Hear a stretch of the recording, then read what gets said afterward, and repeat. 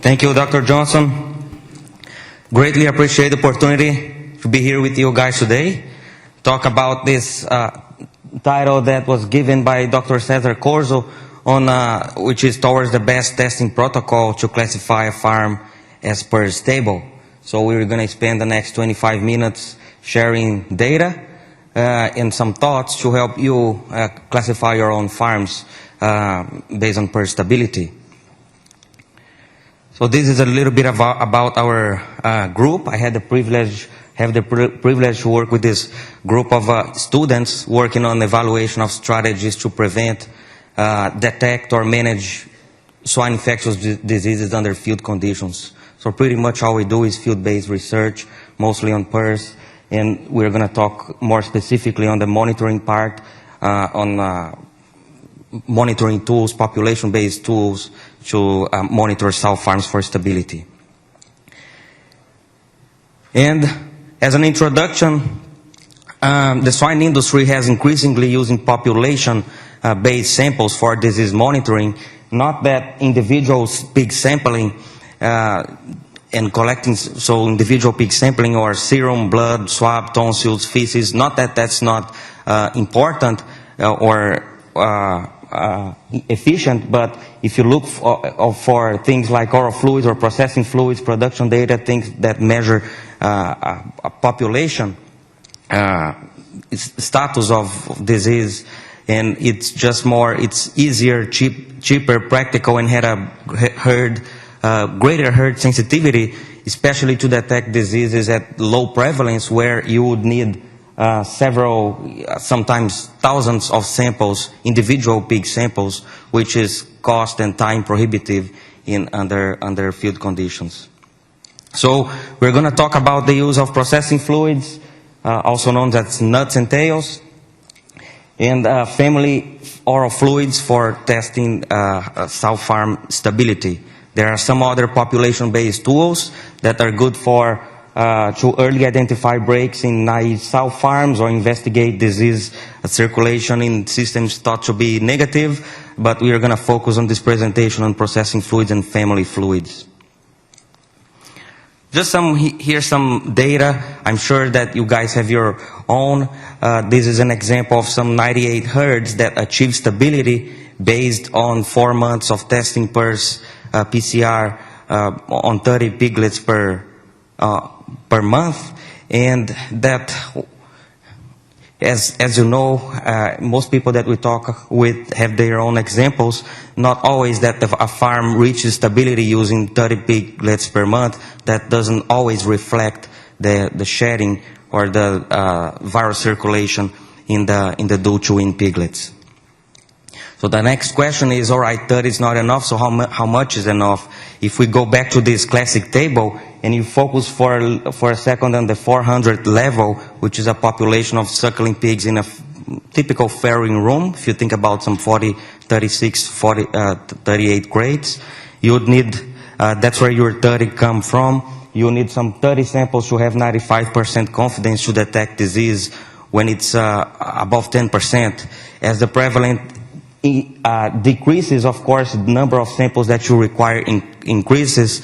You need over 100 samples to detect the virus at 2%, and over 200 samples to detect the virus at 1% level.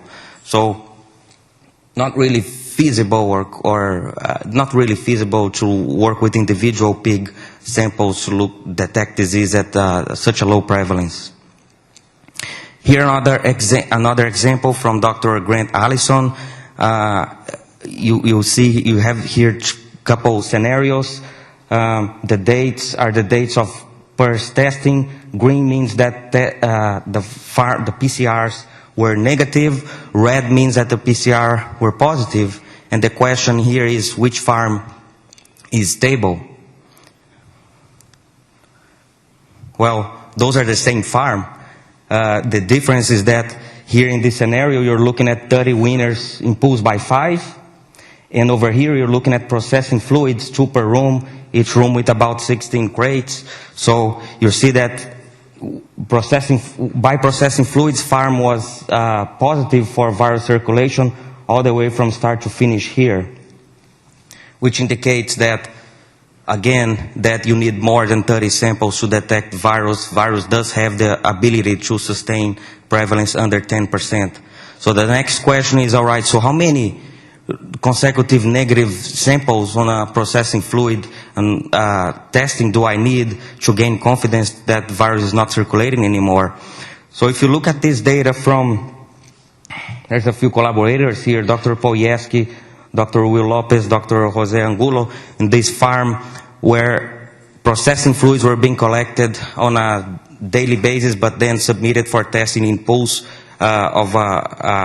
daily pools, testing each week, testing in pools of 4 or 5 days that were processed. So keeping it simple, each week represents pretty much all the piglets that were processed that week. And so you have here CT from PCR for PRRS over time. Here's the cutoff, right, at 37. So any number above this tested positive by PCR, tested negative by PCR. Any number below the line was positive. And the take home from this slide is that 2 or 3 consecutive weeks of processing fluid negative by PCR doesn't mean much in terms of, don't really conclude that the farm is not circulating virus when you have 2 or 3 consecutive tests, right? All right, how about more, 4, 5, 6?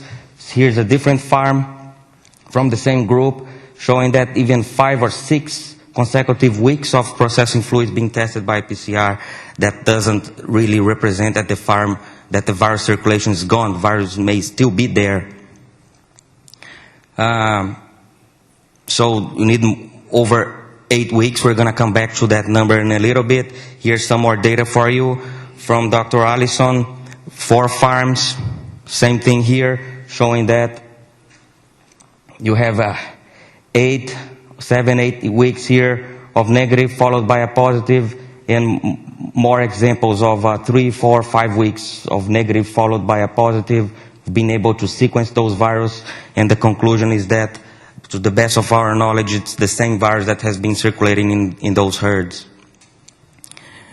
Here's some more results from Dr. Esteban Ramirez from Quequén in Mexico, doing the same thing in a number of farms, testing over time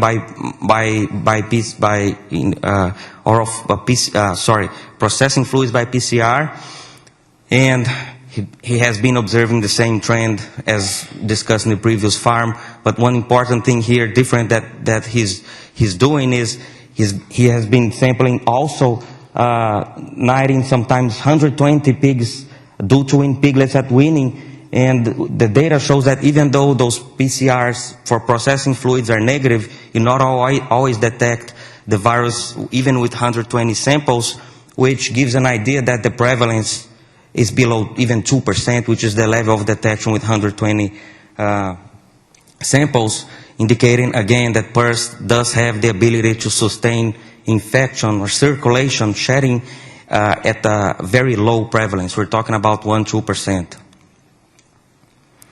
All those results were from farms with continuous breeding, continuous farrowing program. This is the only slide I have with the farm dealing with batch farrowing system, with 4 weeks batch farrowing system. Study by Dr. Giovanni Trevisan, showing here that in this system they introduce gilts back in the farms when they reach 2 consecutive batches of processing fluid testing negative, and the median time to achieve that the 2 consecutive negative batches was 28 weeks, with not a lot of variation in that number, suggesting that if you break that flow in the farrowing barn, that may help to shorten or to achieve stability. All those 26 herds did introduce the gilts, and to the best of the knowledge, they remain negative until this point. So it's a batch farrowing system again. So if we go back to the continuous farms, those that I showed you in the plots, and some others that people have been great to share with us, diagnostic information. We built this chart So I think we have over 45 farms here. So the question for what the slide show is that what's the probability of having the subsequent week testing positive by PCR on processing fluids based on what's the number of consecutive weeks that you had testing PCR negative on processing fluids. And so it demonstrates that, again, that 2, 3, 4 weeks of consecutive negative results, you're in the right direction, but don't over-conclude at this point. You really need over 8 weeks to gain confidence that the virus is not circulating at that age of 3 to 5 days, which is the day that you collect that processing fluid sample. Right? So need over 8 weeks. And so the next question is, are those pigs still negative at weaning? And so some more data here from Dr. Allison showing that, well, they may or may not be, right? Sometimes you have processing fluid, and then if you follow the same cohort of pigs, they're negative. But in a lot of instances here, a lot of rooms that test a negative on processing fluid, they're still positive at weaning. So I'd say that, and some more data showing the same thing, showing that if you test negative on processing fluid, you may or may not be negative at weaning. You have to double check that. So that brings us to another question. Let me just put blank here for a second. Right now, what we are saying here is that processing fluid is it's a very sensitive tool to detect the virus. Simple, straightforward, cheap, and detects the virus, may detect the virus even at 1 or 2 or even lower prevalence. The question is, how about at weaning? So how can you verify that the virus is not circulating at such a low prevalence? And if you want to do that, if you use 30 samples, remember that 30 will only detect virus at 10%, right? 60, 5%, 120, 2%. So you really need to work with hundreds of samples, individual samples. So that's hard, right? You can do that, but that's hard. So that's why we're excited about this part here from Dr. Marcelo Almeida's PhD, looking at oral fluids in the farrowing house. And so later oral fluids, we know that there is a poor reproducibility. It's hard to collect. But with family oral fluids being defined as when you hang the rope where both sow and piglet have access to it, it has a high success rate to collect for some behavioral characteristics. As soon as the baby piglet see mom chewing on the rope, if they're 18 or about 18, 20, 21 days of age, they will copy behavior and contribute to that rope. And here's some more data from Marcelo showing that with up to now, between himself and farm staff that he's been working with, over 700 attempts to collect oral fluids in his studies. That is a 94% success rate, right? So it's been pretty consistent. And so next question is, all right, we can collect that family fluids, but you said that that's from fluid from the sow and the piglet. How does that reflect the viremic status of the piglet? So he went to 72 crates and collected matching family oral fluids and syrup from all piglets in the litter. It's not a sample, it's everybody in the litter, and tested everything by PCR on individual, using individual PCR, not pulling anything. So here are results from 3 rooms. And the way to read this is each rectangle is a liter. We have multiple liters in this room. And the blue, if it's blue, it means that the family oral fluid tested negative by PCR. If it's red, the family oral fluid tested positive by PCR. And each little square, box here, little square, represent each piglet in the litter. And the color represents the PCR result of the blood sample of that individual pig. So again, you have liters here with lots of blues, and 1 red means we have 1 single piglet that was viremic in that litter, right? I'm going to summarize that slide in a little bit, but the last thing I want to say here is that when prevalence is high, virus is everywhere. Pretty easy to find with individual pig serum or with family fluids. Easy to find the virus. As prevalence decreases, you start having just some liters that are positive When prevalence is low here, you have just a couple or fewer number of crates that are positive, and you may have all the piglets in that litter. You may have just 1 or 2 piglets in that litter that are viremic. So when prevalence is low, you have scattered litters. And so here is one way to summarize those slides. Probability to detect virus in family oral fluids based on number of piglets that were positive in the litter. When there was no viremic piglet in the litter, the oral fluids also tested negative, showing that, supporting our thought that family oral fluid really, you don't need to worry about specificity. So if it detects environmental purge that has been hanging around for weeks, that's not going to be frequent, as shown with this data.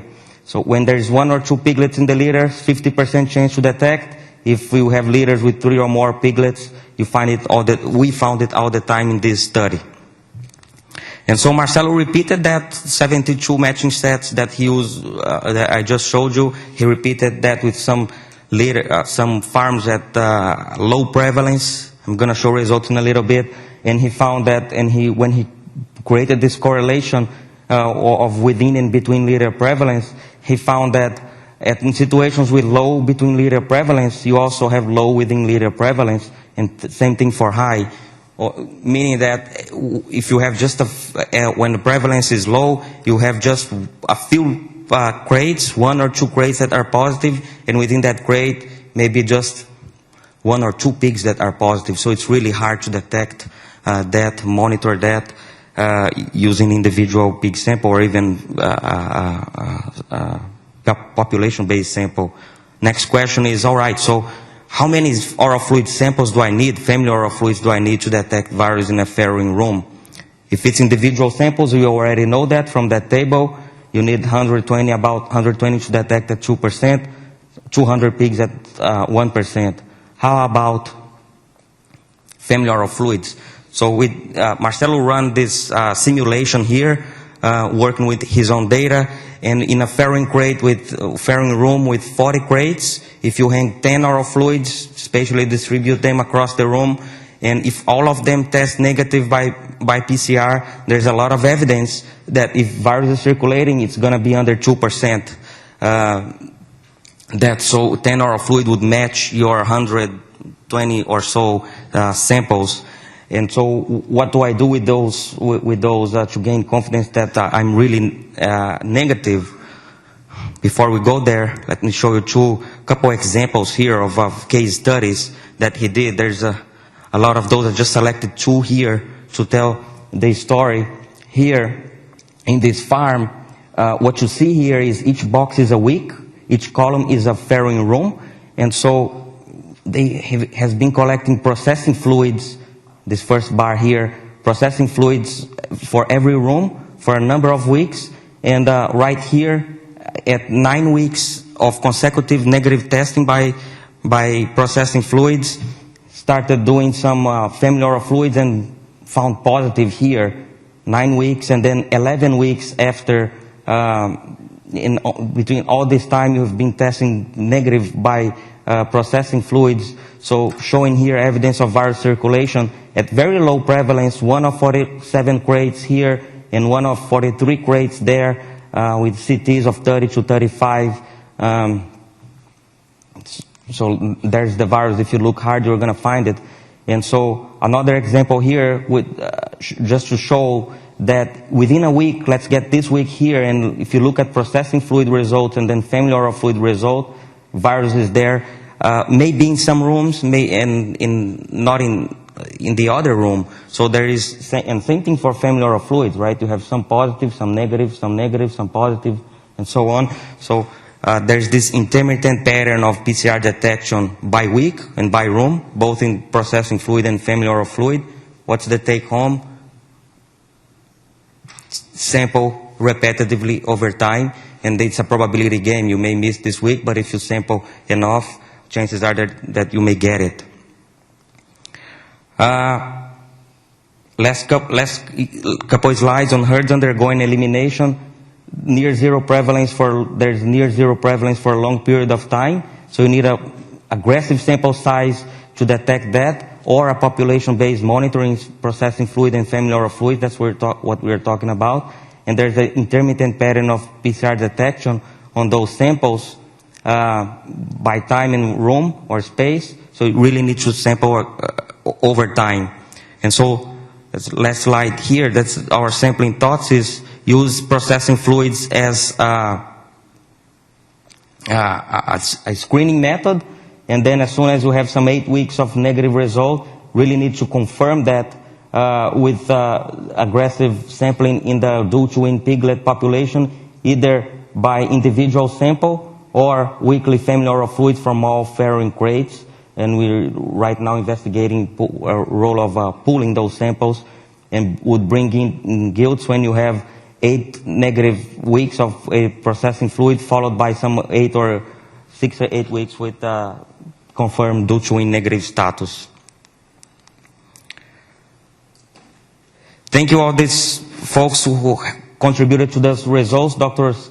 Johnson, Robbins, Donovan, Dion, Allison, Ramirez, Yeski, Roto, Schneider, Thomas, Angulo, Jablonski, for data and thoughts, funding, and support and diagnostic testing for PCR and ELISA, and project coordination, graduate students. With that, thank you very much. Looking forward for the discussion at the end of the panel. Thank you.